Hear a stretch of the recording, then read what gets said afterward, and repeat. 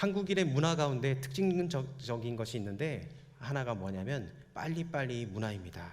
이 빨리빨리라는 우리 한국말을 모르는 외국인도 이 말을 알 정도로 우리는 속도를 중요하게 여깁니다. 모든 일들이 빨리 되어야만 만족합니다.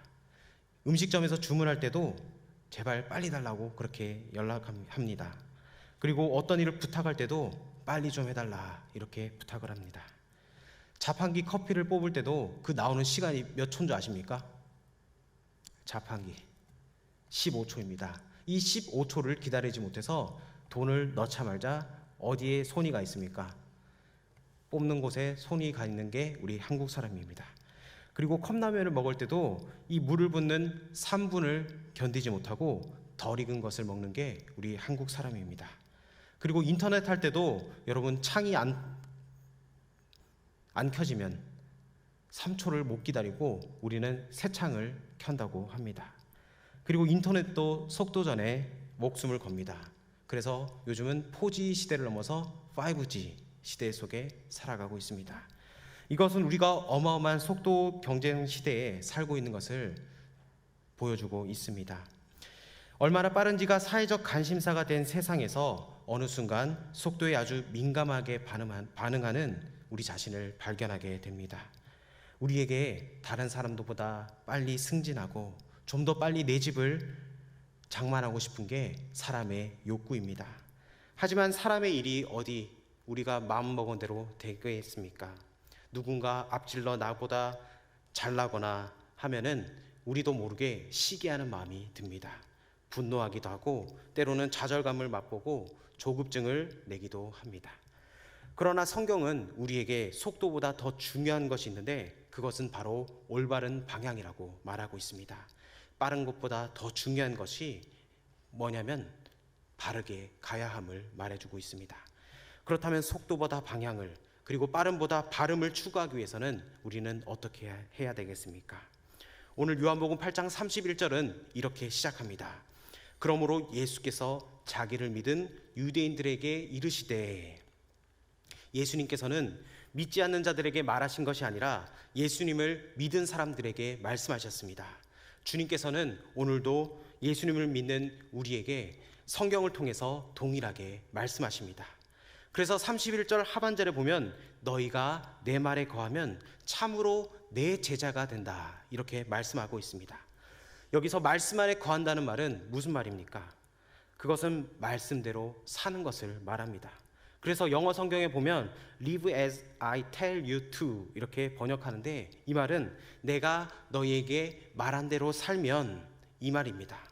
주님의 가르침대로 끊임없이 그 말씀에 귀를 기울이고 온전히 복종하는 것, 그리고 하나님의 말씀을 지키고 그대로 순종하면 예수님의 제자가 된다는 그 말입니다. 여기에 쓰인 거하다라는 말은 머물다, 고정시키다, 뿌리내리다 이 뜻이 있습니다. 즉 주님과 친밀하게 교제하면서 시선이 머무는 것이, 그리고 그 교제가 지속적으로 뿌리내리며 이루어지는 것을 말하고 있습니다. 그래서 시편 1편 3절에 이렇게 고백하죠. 우리 3절을 다 같이 한번 읽어보도록 하겠습니다. 시작. 그는 시냇가에 심은 나무가 철을 따라 열매를 맺으며 그 잎사귀가 마르지 아니함 같으니 그가 하는 모든 일이 다 형통하리로다. 아멘. 그 나무는 잎사귀가 마르지 않고 열매를 많이 맺으며 형통하다고 말을 합니다. 여러분, 어떻게 이런 일이 가능합니까? 나무가 시냇가에 심겼기 때문에 마르지 않고 철을 따라 열매를 맺을 수 있었습니다. 우리도 마찬가지입니다. 이 시냇가에 심은 나무처럼 우리는 하나님의 말씀 안에 우리가 심겨져야 하는 겁니다. 말씀 안에 머물고 고정되고 뿌리 내려야 하는 것을 말해주고 있습니다. 즉 세상에서 지내지만 세상에 속하지 않고 말씀 안에 거해야 함을 말해주고 있습니다. 즉 하나님의 말씀대로 살아야 함을 말해주고 있습니다. 그러면 우리의 삶에 철을 따라 열매가 맺힐 것이고 목마르지 않고 하는 일에 형통한 복이 우리에게 임한다는 것을 말해주고 있습니다. 그렇다면 우리는 어떻게 하나님의 말씀대로 살 수 있습니까? 먼저는 하나님의 말씀을 알아야 합니다. 말씀을 알지도 못하면서 어떻게 말씀대로 살 수 있겠습니까? 말씀을 많이 하는 것처럼 이야기하지만 막상 조금만 깊이 들어가 보면은 헤매는 사람들이 의외로 많습니다. 여러분은 정말로 하나님의 말씀을 잘 알고 계십니까? 하나님의 말씀을 얼마나 깊이 이해하고 계십니까? 시편 기자는 1편 2절에 이렇게 고백합니다. 오직 여호와의 율법을 즐거워하여 그의 율법을 주야로 묵상하는도다. 아멘. 하나님의 말씀이 즐거워서 그것을 밤낮으로 읽고 또 읊으며 깊이 되새긴다는 말입니다. 말씀을 주야로 묵상함은 하나님의 말씀을 내 삶의 기준으로 삼는다는 그 말입니다. 말씀의 생활의 중심이 된다는 말입니다. 오늘날 전 세계적으로 한류 문화가 형성되어 있습니다. 말레이시아를 가도 인도네시아를 가도 동일하게 한류 문화가 형성되어 있습니다. 그리고 중국이나 일본, 이 한류 스타의 팬클럽이 얼마나 많은 사람들이 가입되어 있는지 모릅니다. 그래서 제가 일본으로도 선교 가봤고 말레이시아도 가봤는데 이 한류 문화가 생각보다 너무 유명해서 우리 한국에서 왔다면은 다들 좋아합니다. Are you Korean? Yes 하면 우와. 우리가 미국 사람들 보면은 막 신기한 것처럼 그 사람들도 우리를 되게 크게 봅니다. 그만큼 한류 문화가 앞으로의 복음을 전하는데 좋은 매개체가 된다는 겁니다. 워낙 많은 사람들이 몰리다 보니 이 한류 팬클럽에 가입하려고 하면은 수많은 사람들이 몰려든다고 합니다. 이 합격을 위해서 그 스타가 출연한 드라마를 50번 이상 보는 것은 기본이고, 그리고 시험을 볼 때는 해당 드라마를 틀어주다가 어느 순간에 멈춥니다. 그래 놓고 질문합니다. 그 다음 대사는 무엇입니까? 그러면은 신기하게도 그 사람들은 맞춘다고 합니다. 이렇게 팬클럽에 들어가기 위해서 드라마를 50번 이상 보고 대사까지 달달 외운다는데, 우리의 생명이요 우리의 삶의 길이요 빛이신 그 하나님의 말씀을 그보다 더 알아야 되지 않겠습니까? 날마다 하나님의 말씀을 묵상하고 말씀을 읽고 말씀을 듣고 말씀을 공부해야 합니다.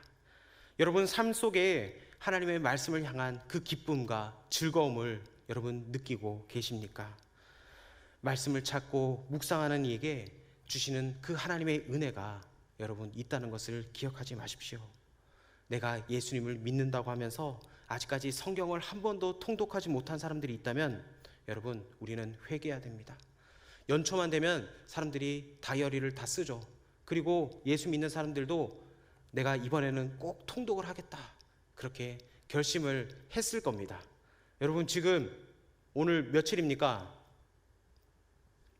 날짜 가는 것도 모르고 이렇게 살아가는 바쁜 시대를 살아갑니다. 오늘 4월 18일 맞습니까? 여러분 아직까지 우리에게 기회가 있습니다. 여러분 성경책을 펴시고 읽으십시오. 아직까지 창세기에 머문 사람들이 있다면 여러분 출애굽기, 레위기를 이겨내서 민수기, 신명기 그 이후로 갈 수 있는 은혜가 있길 원합니다. 그리고 마태복음에서 멈췄다면 마태복음 1장에 족보가 나오잖아요. 낳고 여러분 낳으면은 그 다음에 희망이 있습니다. 여러분 2장부터 재밌는 얘기가 또 진행되니까 여러분 포기하지 마시고 하나님의 말씀을 올 한 해는 꼭 내가 일독하겠다. 적어도 신약은 내가 한번 읽겠다.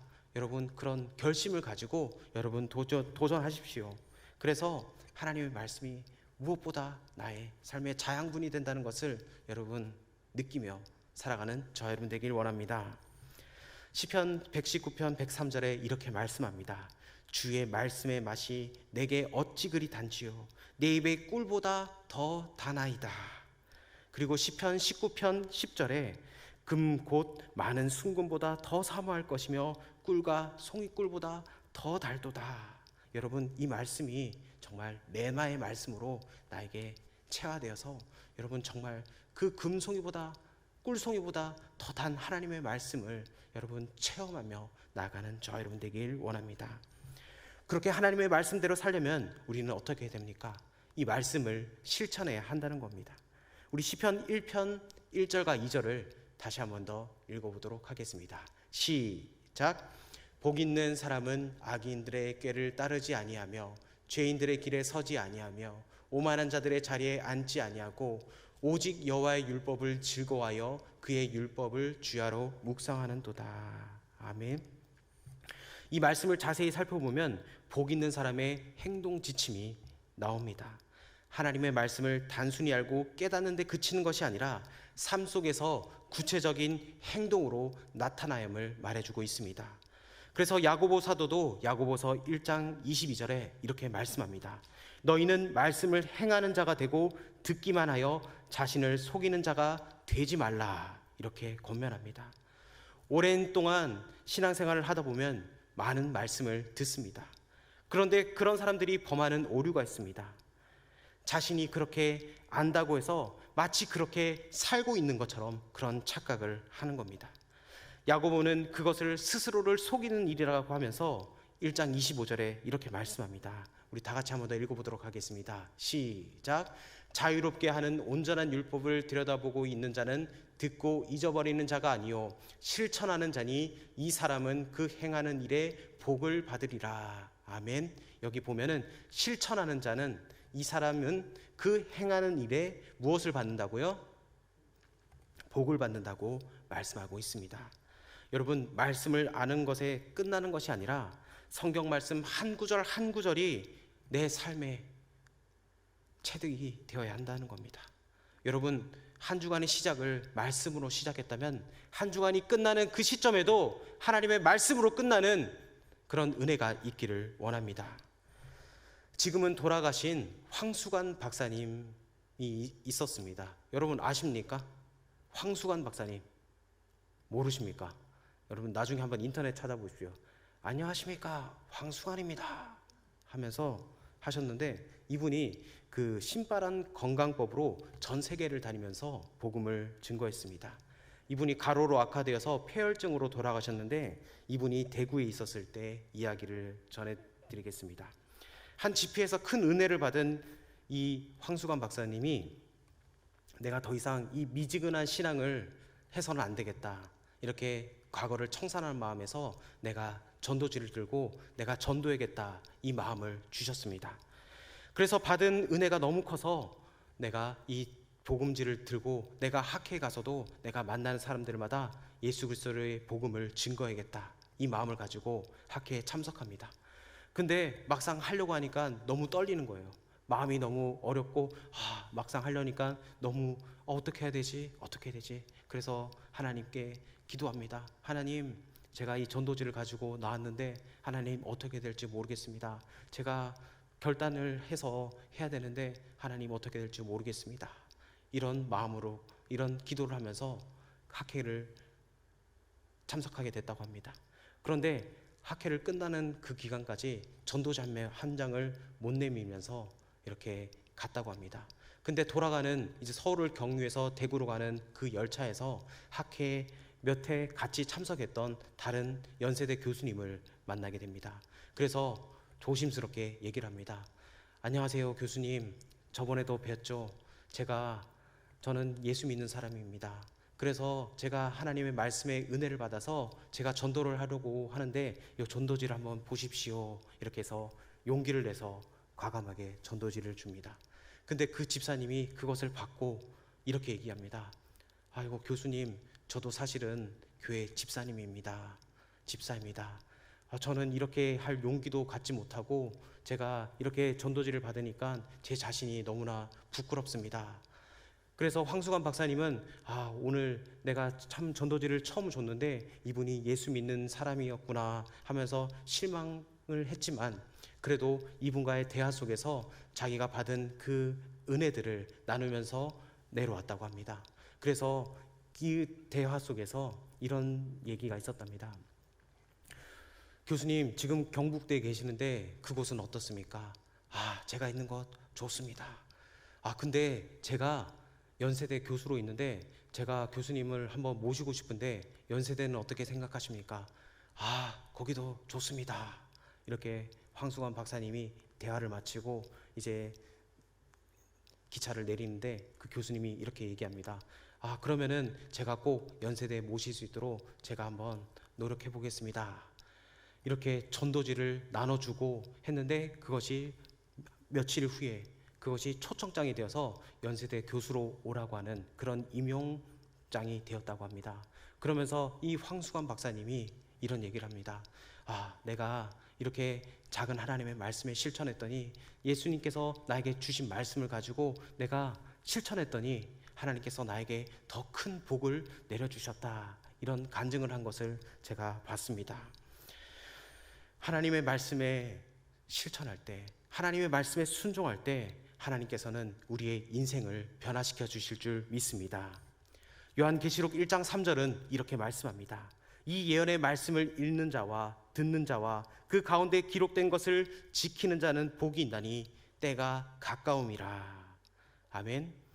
여러분, 하나님의 말씀을 부지런히 읽고 듣고 묵상하고 그리고 말씀 알기에 우리는 힘을 써야 한다는 겁니다.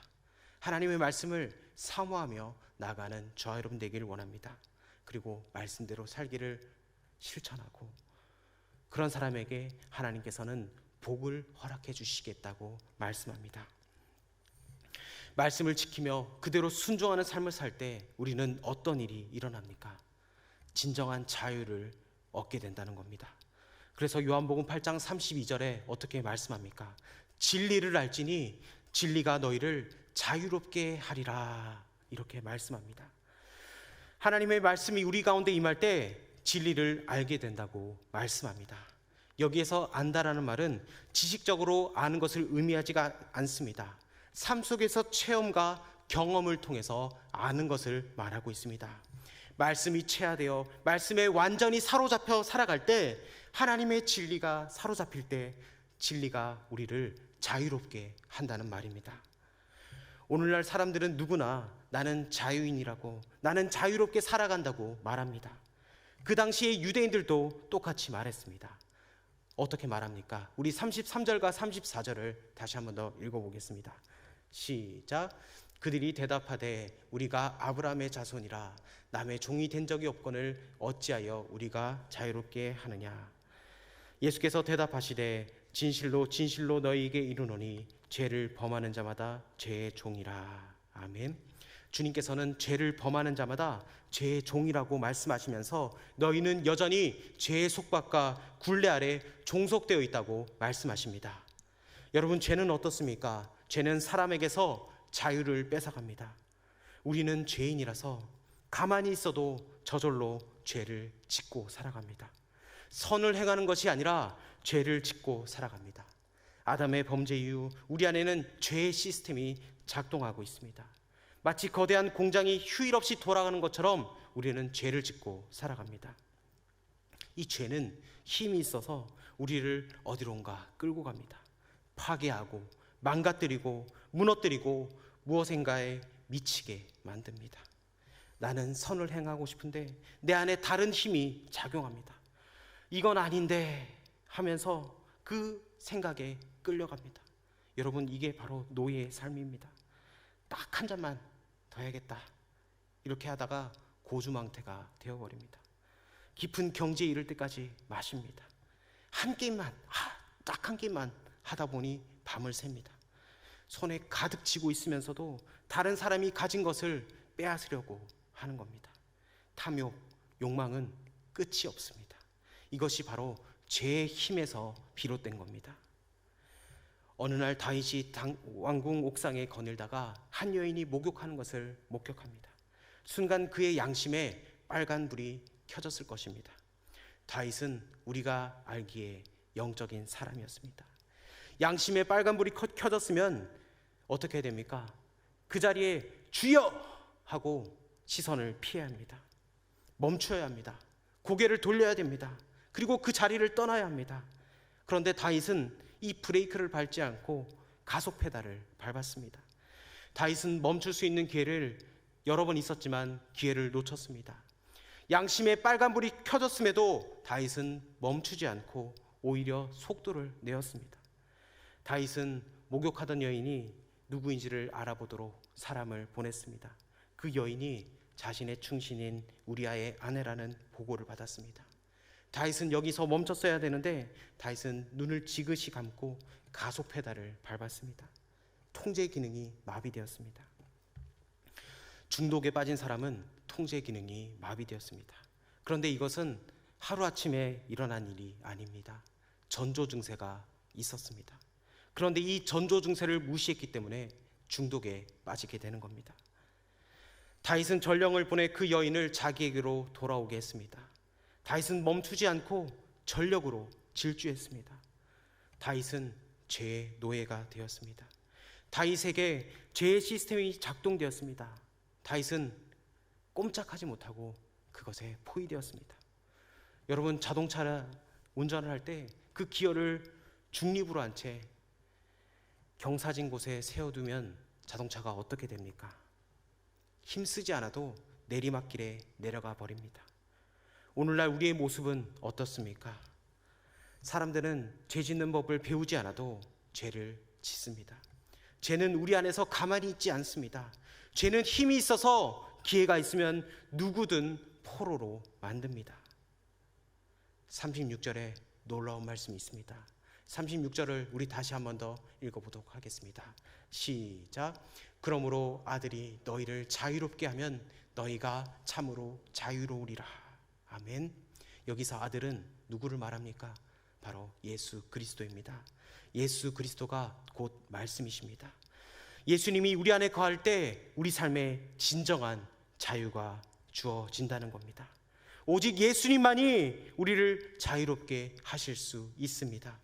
예수님께 순종하면 그 후로는 자유를 경험할 수 있습니다.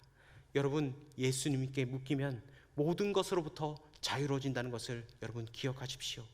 예수님 그 아들 안에서만 참 자유를 경험할 수 있습니다. 그러므로 우리는 우리의 마음을 예수님으로 채우시길 바랍니다. 예수님을 묵상하고 또 예수님을 묵상하십시오. 여러분, 복음은 우리를 자유롭게 합니다. 이 말씀의 위력이 바로 여기에 있다는 겁니다. 말씀을 정리합니다. 빨리 달려가기보다는 바르고 정확하게 가야 합니다. 바르고 정확하게 가기 위해서는 진리이신 예수님을 붙들고 나아가야 합니다. 말씀을 기준 삼아 말씀에 순종하며 나아가야 합니다. 주님만이 우리에게 참된 자유를 주실 수 있을 뿐만 아니라 우리를 회복시킬 수 있는 유일한 분임을 믿고 나아가는 저와 여러분 되길 원합니다. 속도보다 중요한 것은 바로 바른 방향으로 나아가는 겁니다. 이 모든 것의 주인 되신 하나님을 높여드리며 나아가는 저와 여러분 되길 원합니다.